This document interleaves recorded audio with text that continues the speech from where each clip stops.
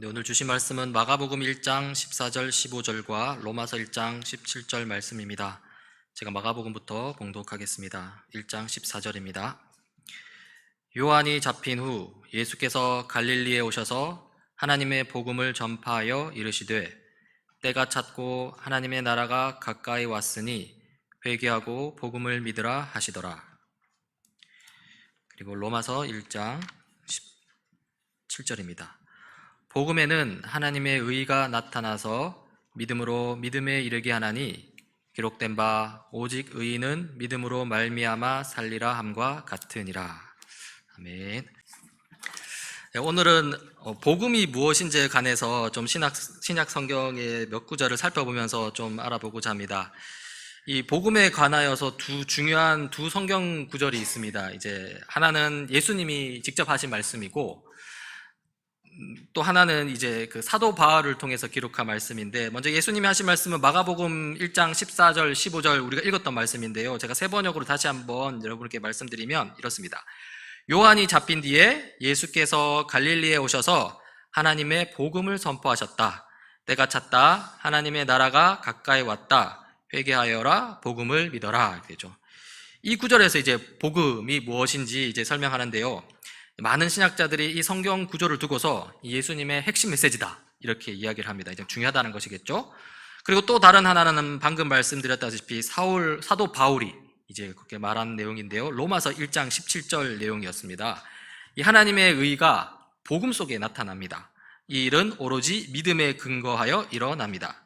이것은 성경에 기록한 바 의인은 믿음으로 살 것이다 한 것과 같습니다. 이렇게 되죠. 이 구절에서도 복음이 무엇인지 설명합니다.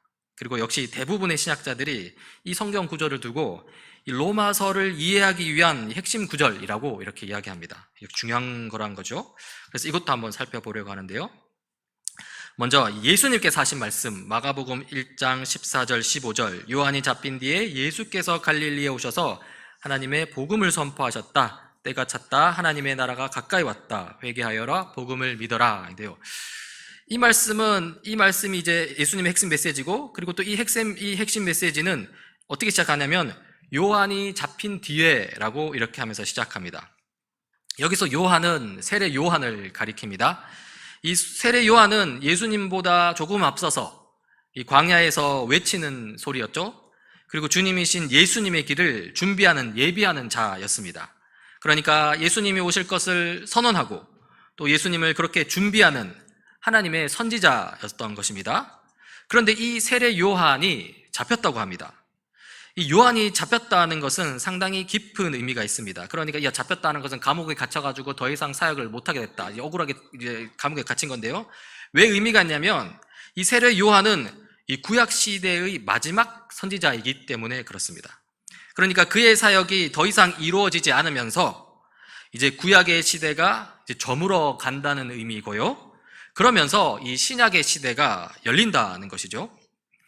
여러분, 우리가 요즘 지금 열왕기서를 살펴보고 있지 않습니까? 이 열왕기는 구약이죠. 구약 이야기죠. 여기서 구약의 선지자들이 많이 등장합니다.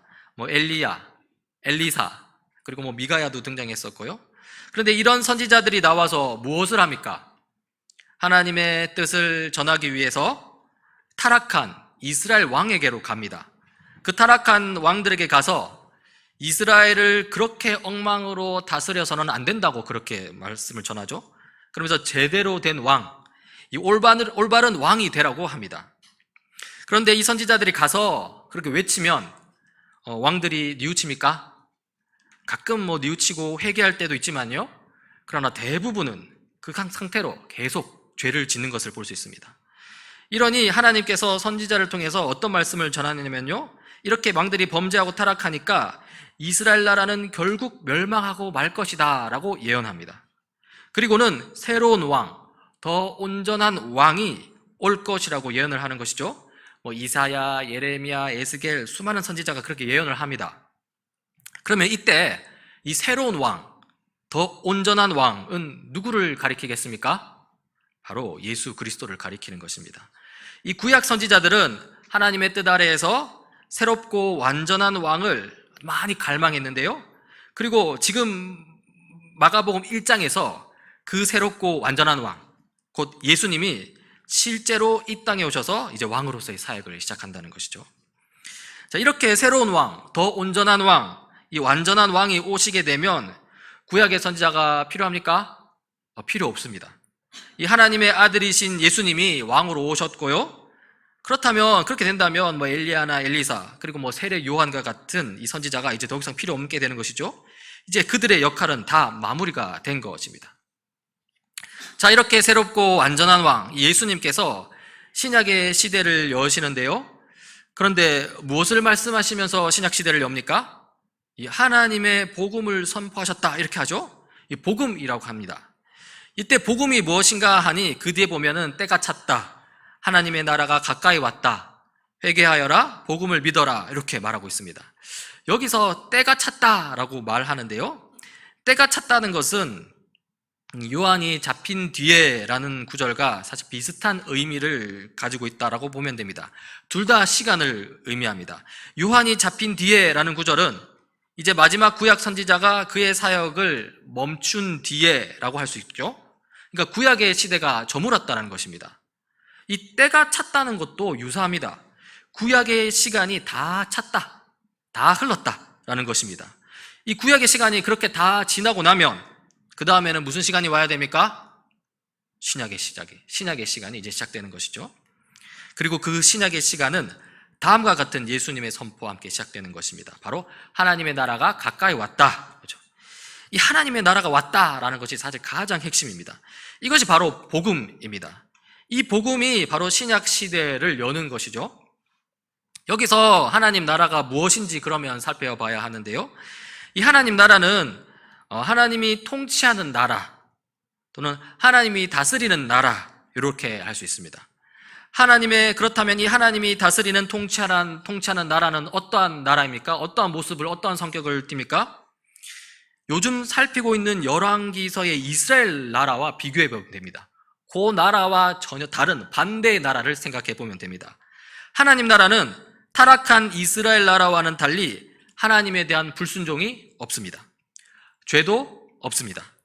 불안도 없고요. 두려움도 없습니다. 뿐만 아닙니다. 이 악한 귀신의 영의 유혹도 없고요. 그리고 질병도 없습니다. 평안이 가득하게 되는 것이죠. 실제로 이 예수님께서 오늘 마가복음 1장에서 하나님 나라가 가까이 왔다 라고 선포하신 다음에는요, 그냥 가만히 계신 게 아니라 뭔가를 하시잖아요. 뭘 하십니까? 귀신 들린 사람에게서 귀신을 쫓아내 주십니다. 병든 사람을 고쳐주시는데요, 나병 환자, 중풍병 환자, 눈먼 자, 말 못하는 자 다 고쳐주십니다. 심지어 죽은 자를 살리시기까지 합니다. 그리고 우리는 이 모든 것을 기적이라고 하는 거죠. 여러분, 우리가 저번 시간에 살폈듯이 기적은 그 자체로는 해석되지 않으면 별로 쓸모없다고 그랬습니다. 그러니까 기적은 반드시 해석이 되어야 한다고 했습니다. 그 해석된 메시지, 그 의미가 드러나야 합니다. 그렇다면 예수님께서 이렇게 수많은 베푸신 기적들, 귀신을 쫓아내고 병을 고치고 죽은 자를 살리시는 이 기적들의 의미는 무엇인가라고 우리가 이렇게 질문을 던져야 되는 것이죠. 보통 우리는 이런 기적들을 보면서 와, 예수님은 정말 대단하시구나, 와, 예수님은 못하시는 것이 없구나, 이렇게 말할 수 있습니다. 그래서 그런 기적들을 통해서 예수님의 위대하심, 예수님의 전능하심 등에 대해서 이야기할 수 있습니다. 그렇게 이해할 수 있습니다. 이런 이해가 틀린 것은 아니지만요. 그런데요, 하지만 거기에만 머문다면 사실 부족한 이해입니다. 기적들을 통해서 예수님의 위대하심, 예수님의 전능하심이라는 그분의 속성에 대해서 알게 되었다면 그것대로 좋습니다. 그것도 기적의 목적, 기적의 의미라고 할 수 있습니다. 하지만 거기에만 머문다면 그것은 반쪽짜리 이해라는 것이죠. 그렇다면 우리가 그 기적에 대해서 관련해서 이 반쪽짜리 이해가 아닌 온전한 이해에 이르기 위해서 우리가 알아야 할 기적의 의미는 무엇일까요? 그걸 알기 위해서 오늘 마가복음 1장의 그 맥락을 살펴봐야 된다는 것입니다. 이미 앞서 설명했지만 이 마가복음에서 가장 핵심적인 메시지, 그게 뭐라 했습니까? 바로 아까 읽었던 말씀이죠. 때가 찼다, 하나님의 나라가 가까이 왔다라는 것이죠. 이 말씀에 비추어 보면요, 예수님께서 베푸신 기적은 바로 하나님 나라가 왔다는 것을 보여주기 위함입니다. 아까 앞에서 다시 설명했지만 다시 말씀을 드립니다. 예수님은 기적을 베풀어 주시면서요, 하나님 나라가 왔음을 우리가 깨닫길 원한 것이고요, 그 나라가 왔음을 우리가 정말로 믿기를 원하는 것입니다. 그러면서 그동안 하나님의 통치를 거부했던 우리 자신의 그 죄된 모습을 회개하라는 것입니다. 그리고 이게 바로 기적의 목적, 기적의 의미라는 것이죠. 이 하나님 나라가 왔음을 믿음으로 볼 수 있는 사람하고, 또 하나님 나라를 이 불신하고 보지 못하는 사람의 차이에 대해서 아주 실감나게 설명해 주는 부분이 구약 성경에 있습니다. 열왕기하 6장인데요. 이 구약 시대의 하나님 나라는 예수님께서 이루신 하나님 나라처럼 이 실체적이고 완전히 실현된 그런 것은 아닙니다. 그래서 신약자들은 이 구약의 하나님 나라는 그림자의 형태로 주어진 나라다, 또는 실현되지는 않았지만 이 약속으로 주어진 하나님의 나라다, 이렇게 설명을 합니다. 하지만 어쨌거나 이 구약 이야기 속에도 하나님 나라에 관한 메시지가 곳곳에 있고요, 사실 또 핵심이죠. 그리고 그 중에 하나를 제가 좀 들려드리고자 합니다. 한번 들어보십시오.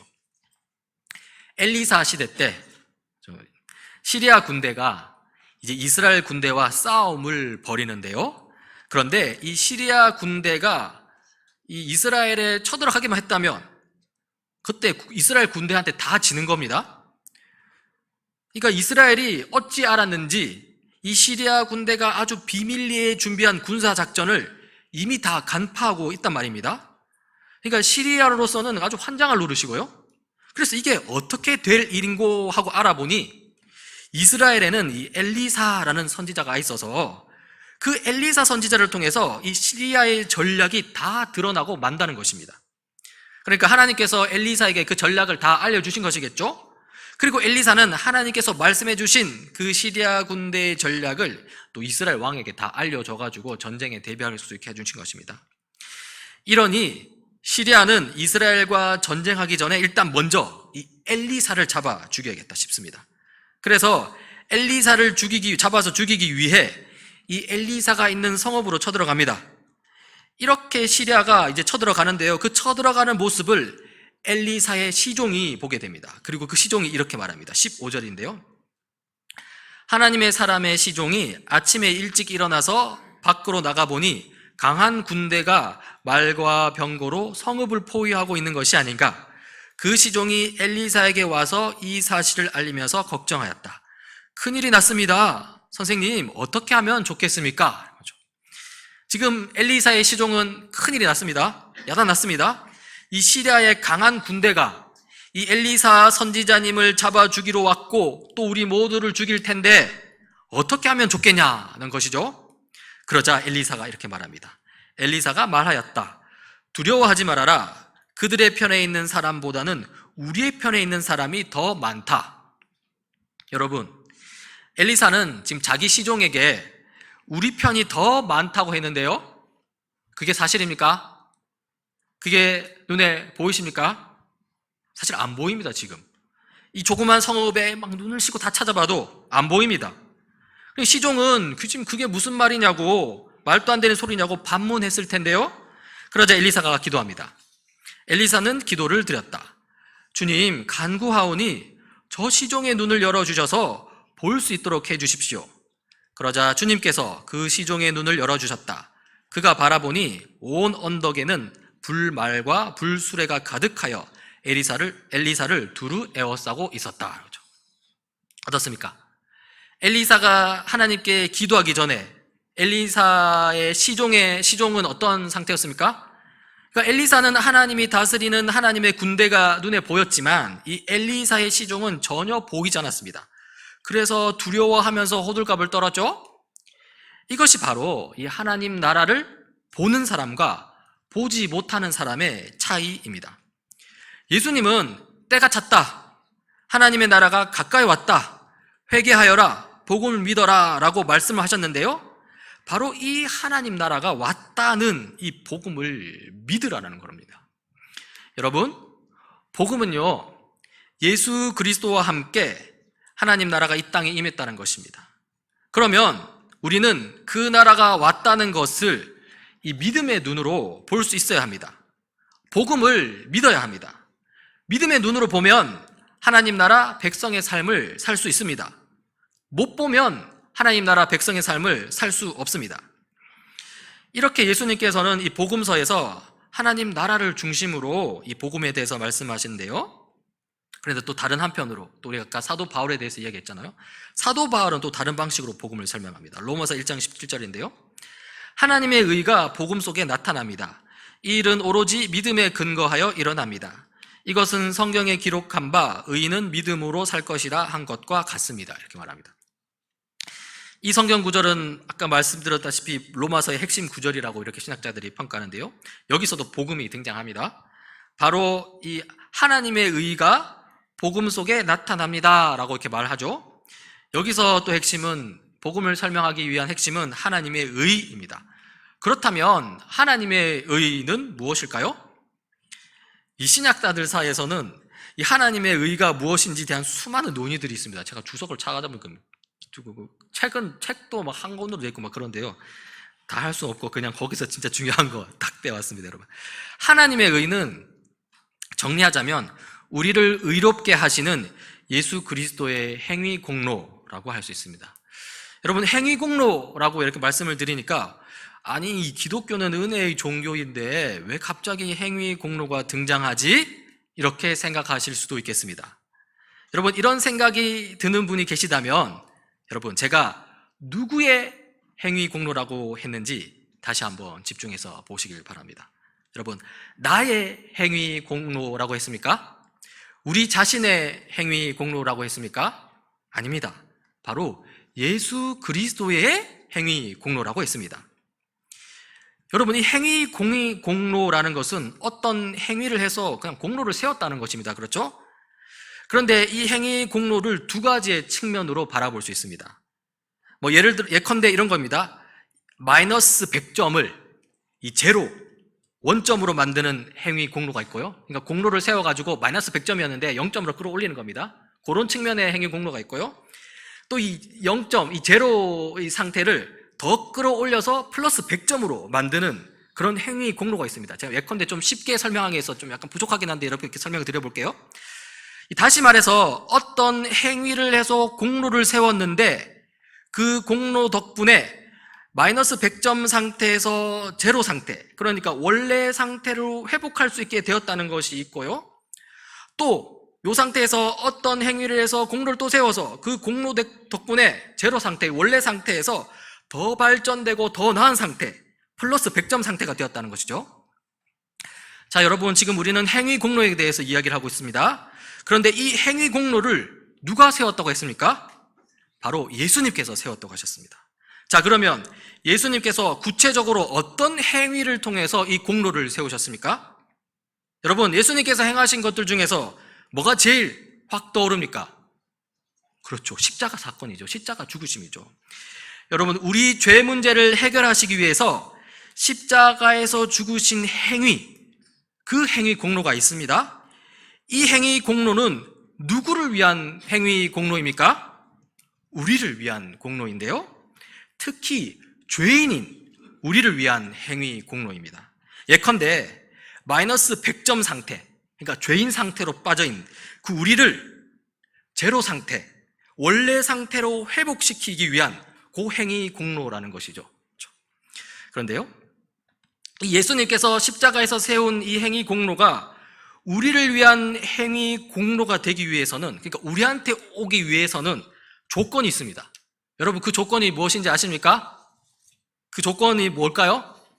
그 조건을 무엇이라냐면요, 그게 바로 믿음입니다. 믿음이 그 행위, 예수님께서 세우신 행위 공로를 우리에게 가져오게 하는 것이죠. 우리를 위해 십자가에서 행위 공로를 세우신 예수님을 믿을 때, 그 믿을 때에야 예수님께서 십자가에서 세우신 그 행위 공로가 우리에게 넘어오게 되고요. 그렇게 되면 우리는 마이너스 100점 상태, 즉 죄인 상태에서 제로 상태, 이 죄가 없는 원래 상태의 신분을 회복하게 되는 것입니다. 그런데 여러분, 이렇게 예수님의 십자가 죽으심은요, 우리 죄를 대신해서 십자가에서 죽으셨다는 의미만 있는 게 아닙니다. 아까 말씀드렸죠. 이 제로인데 이게 제로 상태라고 말했는데, 그러니까 제로 상태에 머물 수만은 없다는 것입니다. 그러니까 이 제로 상태에서 플러스 100점 상태로 올라가야 한다는 것입니다.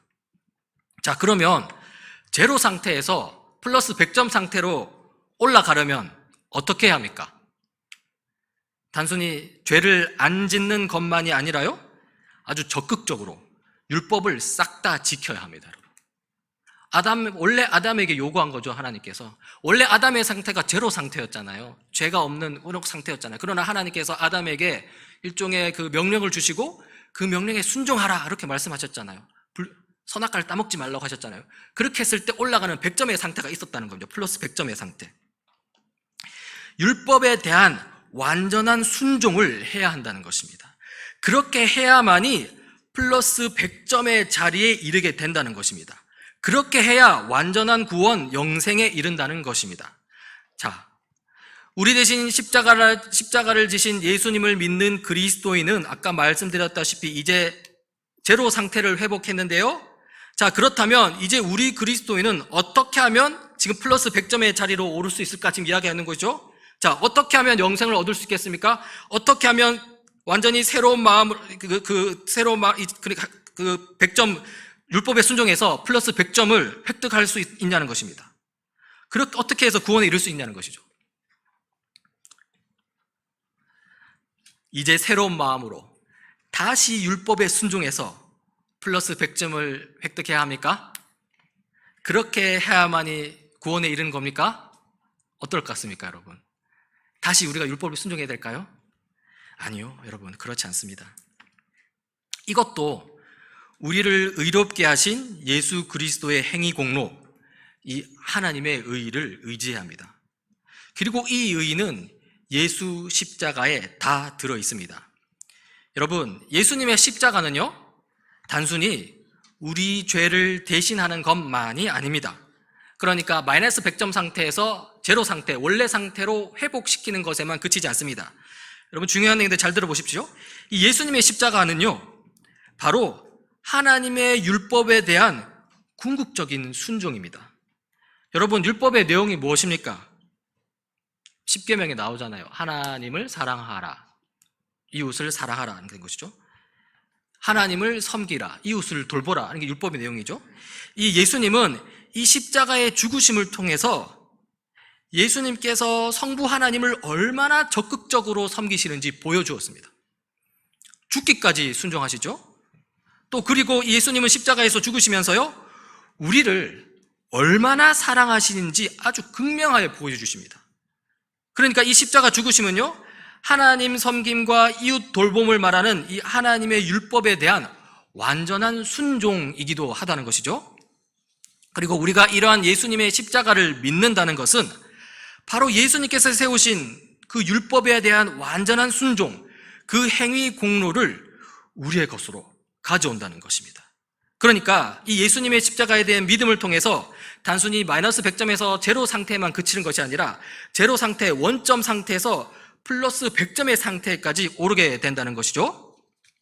그러니까 결국 우리는 철저히 예수님의 공로와 그 예수님을 향한 믿음으로 사는 것입니다. 이 우리 구원과 관련해서는요, 우리의 행위가 전혀 들어갈 틈이 없습니다. 우리 영생과 관련해서는요, 우리의 공로가 전혀 들어갈 틈이 없습니다. 예수 그리스도의 행위 공로만이 우리를 구원하고 또 우리를 영생으로 이끕니다. 자, 지금까지 내용을 기억하면서 말씀 몇 군데를 제가 한번 천천히 읽어볼 텐데요. 한번 이 말씀을 읽어보면서 한번 보십시오. 하나님의 의가 복음 속에 나타납니다. 이 일은 오로지 믿음에 근거하여 일어납니다. 이것은 성경에 기록한 바 의인은 믿음으로 살 것이다 한 것과 같습니다. 우리가 또 하나님의 의는 예수 그리스도를 믿는 믿음을 통하여 오는 것인데 모든 믿는 사람에게 미칩니다. 거기에는 아무 차별이 없습니다. 여기서 예수 그리스도를 믿는다고 그랬는데요, 예수 그리스도의 무엇을 믿느냐면은 예수 그리스도께서 우리를 위해 십자가에서 세우신 그것들을, 그 역사심을 믿는다는 것입니다. 그리고 또 갈라디아서 2장에 보면 이런 말씀이 있습니다. 그러나 사람이 율법을 행하는 행위로 의롭게 되는 것이 아니라, 그렇죠, 사람이 한다는 거 안 합니다. 예수 그리스도를 믿는 믿음으로 의롭게 되는 것임을 알고 우리도 그리스도 예수를 믿는 것입니다. 그것은 우리가 율법을 행하는 행위로가 아니라 그리스도를 믿는 믿음으로 의롭다고 하심을 받고자 했던 것입니다. 우리가 율법을 행하는 행위로는 아무도 의롭게 될 수 없기 때문입니다. 그래서 우리의 율법 행위로에 대해서는 소용이 없다고 말합니다. 오로지 예수 그리스도를 믿는 믿음만을 말하는데요, 이때 예수님을 믿는다 했을 때 무엇을 믿느냐면은 바로 예수님께서 세우신 그 행위 공로를 믿는다는 것입니다. 그리고 에베소서입니다. 여러분은 믿음을 통하여 은혜로 구원을 얻었습니다. 이것은 여러분에게서 난 것이 아니요 하나님의 선물입니다. 우리 자신의 행위에서 난 것이 아닙니다. 그러므로 아무도 자랑할 수 없습니다. 그러니까 우리의 영생은, 구원은 우리의 행위가 들어갈 틈이 없고요, 오로지 그리스도 예수님의 행위 구원 공로밖에 없다는 것입니다. 지금까지 우리는 이 복음을 두 가지 측면에서 바라보았습니다. 하나는 하나님 나라가 왔다는 것이고요, 다른 하나는 하나님의 의가 드러났다는 것입니다. 하나님 나라는 하나님의 다스림이 실천되는 나라, 하나님의 통치가 실현되는 나라입니다. 그 나라가 지금 이 죄 많은 이 세상에 들어왔다는 것이죠. 이게 바로 복음입니다. 또 하나님의 의입니다. 하나님의 의는 우리를 의롭게 하시는 예수 그리스도의 행위 공로입니다. 그 하나님의 의가 지금 죄 많은 우리에게로 넘어왔다는 겁니다. 그러니까 죄인인데 그 의가 우리한테 넘어오게 되니까 우리가 죄인에서 어떻게 된다는 것입니까? 의인이 된다는 것입니다. 그래서 이것도 복음입니다. 이 하나님 나라와 하나님의 의는요, 우리 세상과 우리 자신에게로 와서 우리 세상을 변화시키고 우리 자신을 변화시키는 근본, 동인이라고 할 수 있습니다. 우리를 그렇게 만들어주는 것이죠. 죄인에서 의인으로 우리의 신분을 바꿔주시고요, 또 우리의 상태를 더 나은 상태로 변화시키십니다. 여러분, 우리가 우리 힘으로 우리의 세상을 변화시키는 것이 아닙니다. 우리가 우리 힘으로 나 자신을 변화시키는 것이 아닙니다. 하나님이 하십니다. 그 우선순위가 먼저 서야 합니다. 우리는 하나님께서 우리 세상과 나 자신에게서 일하실 수 있도록 길을 열어드리기만 하면 됩니다. 다시 말해서요, 예수님께서 말씀하신 하나님의 나라, 또 사도 바울이 말한 그 하나님의 의가 우리 삶에 적용되기 위해서는요, 그 길을 열어드린 것 같은 그런 조건이 필요한다는데요, 그 조건이 아까 뭐라고 말씀드렸죠? 믿음이라는 것입니다. 믿어야 합니다. 엘리사의 기도로 믿음의 눈이 열린 이 엘리사의 시종처럼 믿어야 볼 수 있습니다. 하나님 나라가 왔음을 믿어야 그 나라를 볼 수 있고 그 나라 백성이 될 수 있고 그 나라 백성으로 살 수 있습니다. 하나님의 의가 드러났음을 믿어야 그 의를 볼 수 있고 구원받은 백성이 될 수 있고 그 백성의 삶을 살 수 있는 것입니다.